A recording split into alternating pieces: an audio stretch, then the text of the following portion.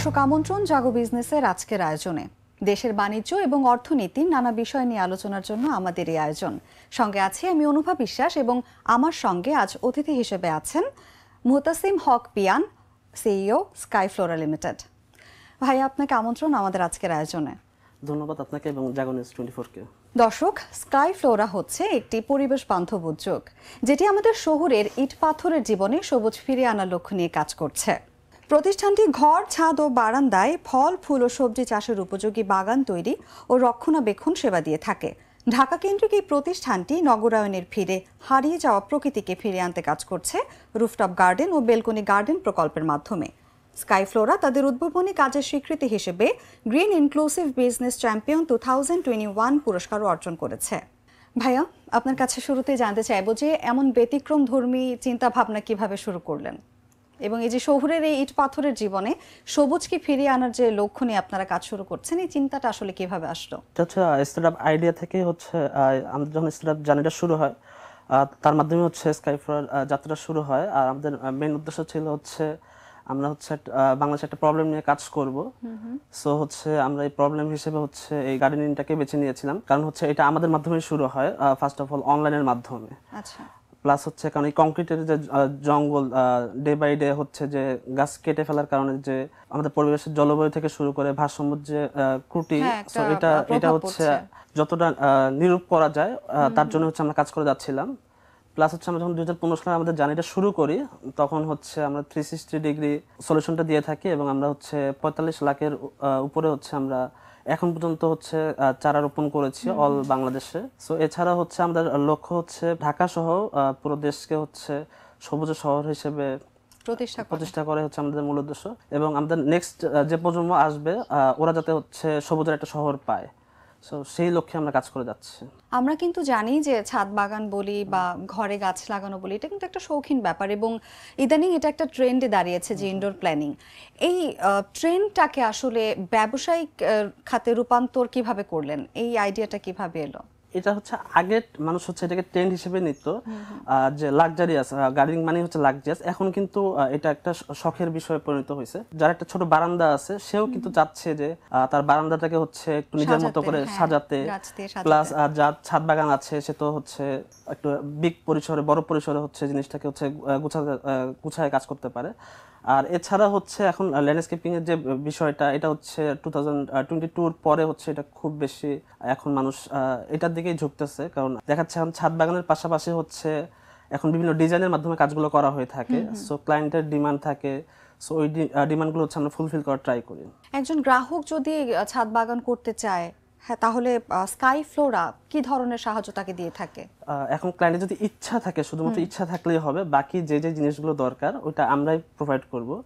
যেমন ক্লায়েন্টের যদি শুরু থেকে আমি বলি, সো ক্লায়েন্ট হচ্ছে আমাদেরকে যখন নক করে তখন হচ্ছে আমরা তাদের প্লেসটা ভিজিট করে তার যে রিকোয়ারমেন্ট আছে, প্লাস আমরা তাদেরকে একটা জিনিস সাজেস্ট করতেছি। সো দুইটা কম্বিনেশনের মাধ্যমে কাজগুলো করা হয়ে থাকে। কারণ হচ্ছে দেখা যাচ্ছে তার ছাদের কথা যদি চিন্তা করি, দেখা যাচ্ছে বেড করা নাই, সো ওই বেডটা করা, প্লাস হচ্ছে মাটি থেকে শুরু করে সয়েল প্রসেসিং, প্লাস হচ্ছে প্লান্ট এ টু জেড সবকিছু হচ্ছে আমরাই প্রোভাইড করতেছি।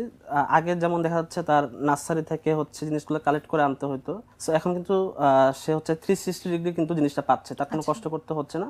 এ টু জেড হচ্ছে সে জিনিসটা হচ্ছে আমাদের মাধ্যমে সে পুরো জিনিসটা হচ্ছে রেডি একদম শুরু থেকে রক্ষণাবেক্ষণ পর্যন্ত সবটাই আপনারা দিয়ে থাকেন। থেকে শুরু করে আমরা মেইনটেনেন্স সার্ভিসটাও দিয়ে থাকি। সো দেখা যাচ্ছে সে যদি মান্থলি বেসিসে চায় ওটাও আমরা দিয়ে থাকি, যে সাপোজ হচ্ছে উইকলি একদিন করে হলে মান্থলি 4 দিন যাবে, মানে ক্লায়েন্ট যেভাবে ডিমান্ড করতেছে সেভাবে আমরা কাজ করে থাকি। আমরা যেমনটা জানি যে শৌখিন জিনিসের কিন্তু খরচের একটা ব্যাপার থাকে, তো আপনি দর্শকদের উদ্দেশ্যে কি বলবেন এই ব্যাপারটা নিয়ে?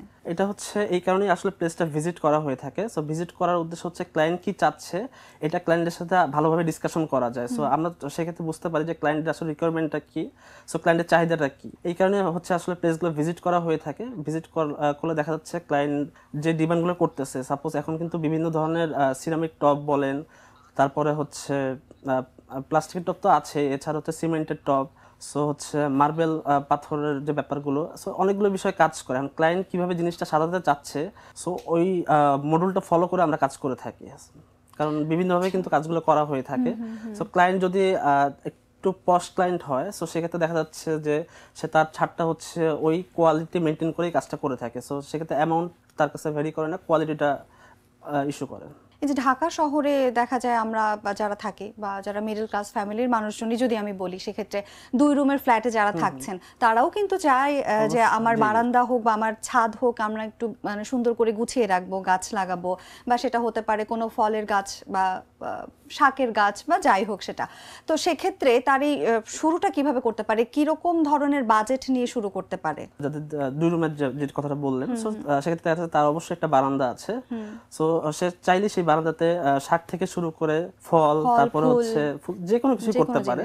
সো দেখা যাচ্ছে সে যে জিনিসটা রিকোয়ারমেন্ট করতেছে, সো ওইভাবে করে আমরা কাজগুলো করে দিয়ে থাকি। যদি ছোট বারান্দা হয় সেক্ষেত্রে আমরা ট্রাই করি যে জিনিসটাকে হচ্ছে কিভাবে কম্বিনেশনের মাধ্যমে একটু সুন্দর গুছিয়ে এরকম বাজেটের মধ্যে আর কি তারা হ্যাঁ, শুরু সে করতে যদি পারে। চায় 1000 টাকা থেকেও শুরু করতে পারে। আচ্ছা আচ্ছা। বারান্দাতে 1000 টাকা থেকে শুরু করতে পারে। সো চাইলে ওখানে 20,000 টাকারও কাজ করা যায়।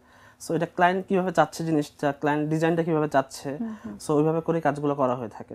প্লাস হচ্ছে দেখা যাচ্ছে ক্লায়েন্ট যদি চায় যে তার প্লেসটা দেখতে কেমন হবে, তার একটা হচ্ছে ডিজাইন বলেন, একটা ডেমো যদি ডেমো থাকে, তারপর গ্রাফিক্সের যে কাজগুলো থাকে, আর্কিটেকচারের যে কিছু কাজ থাকে, সো ওইভাবে করে ক্লায়েন্টকে একটা ডেমো দেওয়া হয়। সো দেখা যাচ্ছে ওগুলোর কিছু ক্লায়েন্টকে দেওয়ার পরে ক্লায়েন্ট একটু দেখাচ্ছে কিছু চেঞ্জ চায়। সো ক্লায়েন্ট আগে থেকে বুঝতে পারতেছে যে তার বারান্দা বা তার ছাদে কাজটা কিভাবে হবে।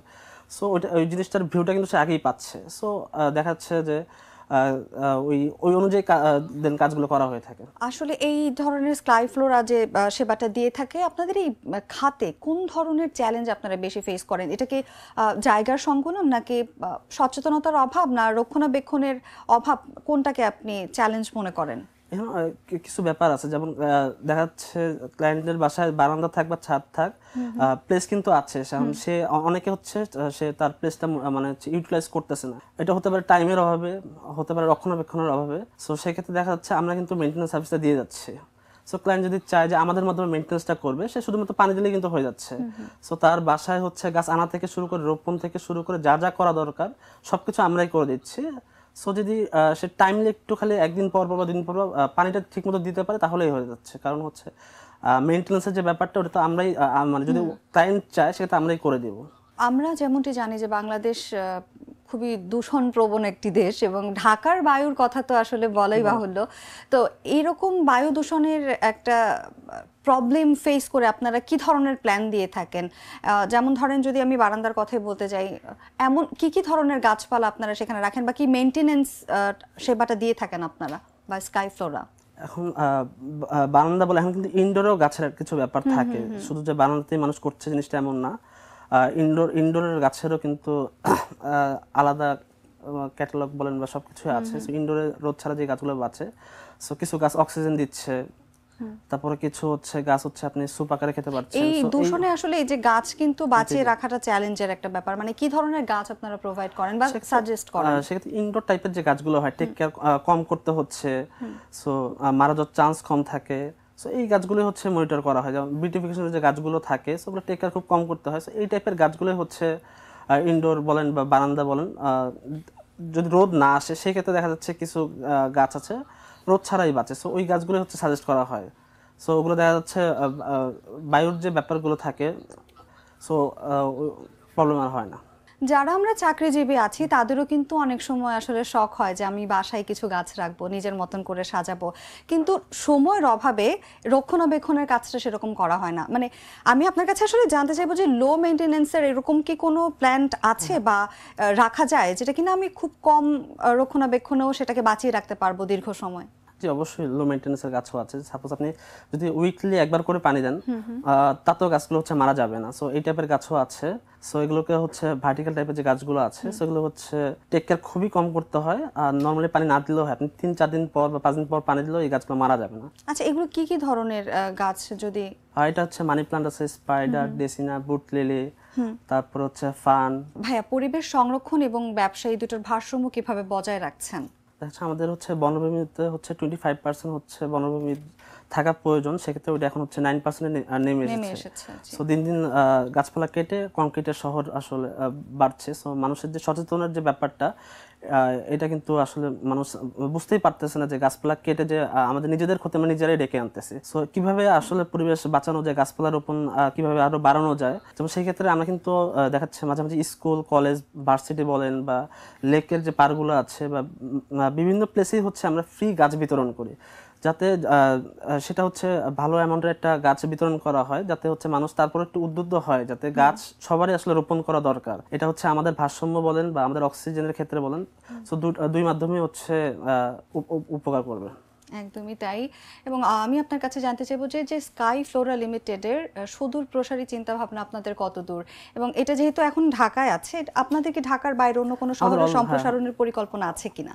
আমাদের এটা শুধু ঢাকা না, আমাদের ঢাকা সহ অল বাংলাদেশে আসলে কাজ করা হয়ে থাকে, কিন্তু মেইনলি ঢাকা চিটাগাঙে হলে হয় কি আমরা 1 থেকে 2 দিনের মধ্যে ডেলিভারিগুলো কমপ্লিট করে থাকি। এর বাইরের যে শহরগুলো আছে সেখানে হচ্ছে আমরা 4 থেকে 5 দিন সময় নিয়ে থাকি। আর এছাড়া হচ্ছে আমাদের সাউথ এশিয়াতে হচ্ছে কথাবার্তা হচ্ছে, সো ওইখানেও আমাদের হচ্ছে চিন্তা ভাবনা আছে। একটু জানতে চাইবো ভাইয়া যে স্কাই ফ্লোরা আসলে কি পরিমাণ মানুষের কর্মসংস্থানের ব্যবস্থা করেছে? আমাদের এখন হচ্ছে স্কাই ফ্লোরাতে 112 জন মেম্বার আছে। সো 112 জন মেম্বার। সো এটা আমরা 2030 সালের মধ্যে আই থিংক 1000 প্লাস মানুষের কর্মসংস্থান ব্যবস্থা করতে পারবো আশাবাদী। একজন ব্যক্তি যদি চায় যে সে আপনাদের মতন এরকম প্ল্যান নিয়ে একটা বিজনেস শুরু করবে, তাহলে এটা বাংলাদেশের মতন জায়গায় কতটা সম্ভব বলে আপনি মনে করেন এবং কতটা পজিটিভ রেসপন্স পাবে বলে আপনি মনে করছেন? এখন এটা হচ্ছে আমরা যখন শুরু করেছিলাম 2015 সালে, সো তখন কিন্তু আমরাই ফার্স্ট হচ্ছে অনলাইনে হচ্ছে গাছ সেল করা বা গার্ডেনিং এর যে ব্যাপারটা, তখন যে পরিমাণ হ্যাসেল আমরা নিয়েছিলাম, কারণ তখন দেখা যাচ্ছে হচ্ছে ক্লায়েন্ট বলি তারা হচ্ছে এই বিষয়ে কোনো তাদের মানে আগ্রহ বলেন বা তারা এই জিনিসটা জানতোই না। সো তখন মানুষ হচ্ছে নার্সারি থেকে গাছ আনতো। এখন কিন্তু ক্লায়েন্টদের মধ্যেও এই ধারণাটা আছে যে অনলাইনের মাধ্যমে গাছ সেল করা যায়। সো এখন চাইলেই সে হচ্ছে কারণ এটা ক্লায়েন্টরা বা বাংলাদেশের ঢাকার জনগণ বলি বা ঢাকার বাইরে বলি, তাদের মধ্যে ধারণাটা আছে অনলাইনের মাধ্যমে গাছ হচ্ছে আনা যায়। সো এখন ওই আগের মতো যে হ্যাসেলটা আছে ওইটা তাদের নিতে হবে না। তারা যদি একটু কষ্ট করে প্লাস হচ্ছে টিম রেডি করতে পারে, সো অবশ্যই পারবে। ভাই আপনার কাছে একটু জানতে চাইবো এই যে ডিজিটাল প্ল্যাটফর্মটা, এটা আসলে স্কাই ফ্লোরার কাজে কতটা ভূমিকা রাখছে এবং কিভাবে ভূমিকা রাখছে?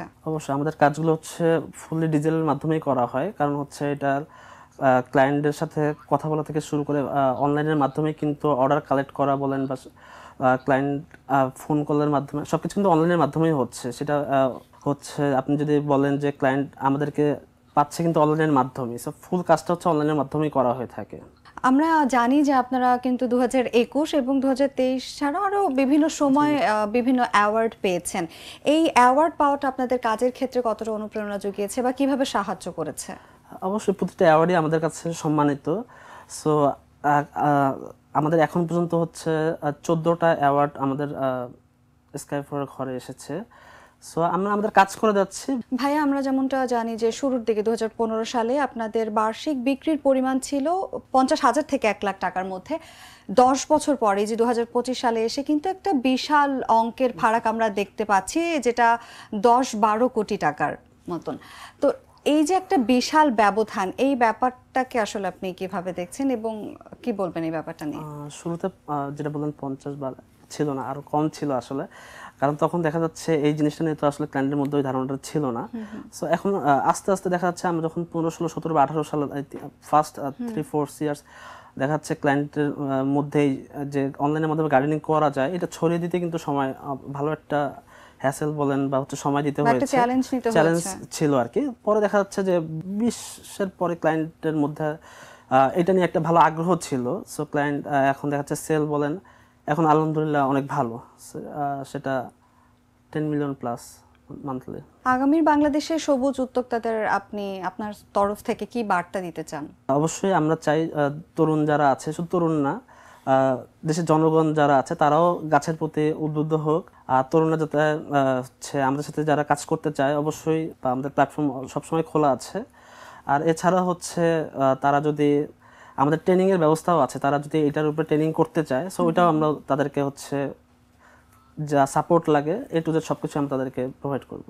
ভাই আমরা জানি যে আপনাদের এই প্ল্যান্টিং এর বাদেও আরেকটা ব্যবসা আছে, সেটা হচ্ছে কুষ্টিয়াতে সারের, খুব সম্ভবত আমি যদি ভুল না করি। তো এই ব্যাপারটা কিভাবে আসলো, এবং এই যে আপনারা একটা ব্যবসা শুরু করতে গিয়ে এবং সবকিছু মিলিয়ে যেরকম ভাবে চিন্তা করছেন প্ল্যান্টিং এর পাশাপাশি সারেরও যে বিজনেসের ব্যাপারটা, এটা আসলে কিভাবে আসলো এবং এই ব্যাপারে যদি একটু বলতেন। এটা হচ্ছে এক ধরনের পোকা আছে, ওটার হচ্ছে বিষটা দিয়ে হচ্ছে এই সারটা রেডি করা হয়। এটাকে হচ্ছে আপনি ভার্মি কম্পোস্ট সার বলতে পারেন। এটা পুরোটাই আমাদের নিজস্ব প্রোডাকশন। এটা হচ্ছে কুষ্টিয়াতে আমাদের হচ্ছে ফুললি প্রোডাকশন হয়। এটা ঢাকা শহরের বিভিন্ন মানে অলমোস্ট 100+ নার্সারিতে হচ্ছে আমাদের এই সারটা পাওয়া যায়। আচ্ছা আচ্ছা। সো এটা ভালো মানে খুব উপকারী একটা সার, যে আমাদের হচ্ছে নর্মালি যারা অনলাইনে হচ্ছে অর্ডার করে তারা তো ব্যবহার করছে। সো ভালো একটা ফিডব্যাক তারা পাচ্ছে। আর এছাড়া হচ্ছে আমাদের নিজস্ব প্রোডাকশনের মাটি বলেন, আমাদের হচ্ছে নিজস্ব নার্সারি যদি বলি, আমাদের হচ্ছে আশুলিয়াতে, তারপর বনানীতে, তারপরে হচ্ছে বগুড়াতে, তারপরে হচ্ছে উত্তরাতে আমাদের নিজস্ব নার্সারি আছে। সো এছাড়া হচ্ছে আমরা মাটিটা নিজেরা প্রোডাকশন করি, গাছ তো করি, তারপরে হচ্ছে সার করা হচ্ছে। আর নেক্সটে আমরা হচ্ছে টপ প্রোডাকশনের দিকে যাব ইনশাল্লাহ, আমরা কথাবার্তা হচ্ছে আর কি। আপনাদের এই উদ্যোগ সফলতার দিকে এগিয়ে যাক এবং আপনাদের বিজনেসের জন্য আমার তরফ থেকে অনেক শুভকামনা থাকবে। ধন্যবাদ আপনাকে ভাইয়া, এত ব্যস্ত সময়ের মধ্যে আমাদের স্টুডিওতে আজ একটু সময় দেওয়ার জন্য। অবশ্যই আপনাকে ধন্যবাদ, আর জাগর টিমকে হচ্ছে অবশ্যই ধন্যবাদ। কারণ আমাদের মতো তরুণদেরকে হচ্ছে তারা যদি এভাবে না ডাকতো, আমরা আমাদের হচ্ছে যে বলার যে চাহিদাটা ছিল ওটা আমরা বলতে পারতাম না। সো আমাদের মাধ্যমে যাতে দেশের জনগণের যে আমরা উপকার করতে পারি, সো আমরা এটাই চাই। ধন্যবাদ ভাই আপনাকে। ধন্যবাদ। দর্শক, এই ছিল আমাদের আজকের আয়োজনে। আবারও দেখা হবে অন্য আয়োজনে অন্য কোনো অতিথির সঙ্গে। ততদিন ভালো থাকবেন, সুস্থ থাকবেন এবং জাগো নিউজের সঙ্গে থাকবেন। ধন্যবাদ সবাইকে।